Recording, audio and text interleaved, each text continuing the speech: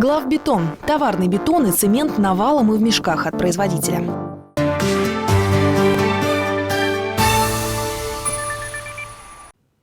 От слов к делу. Все активнее переходят Пожнадзор и Госатомтехнадзор. Сегодня они провели совместный рейд и выявили поджигателей.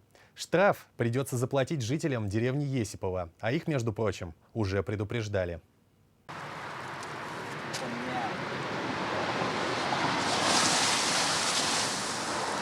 Второй раз ждете, да? Да, вот этот раз, да. Они опасны ли?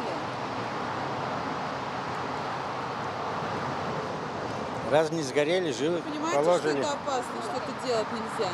Ну, нельзя, не будем, что сделать. Что делаем? Тушим теперь? Тушим, конечно. Идите тушите.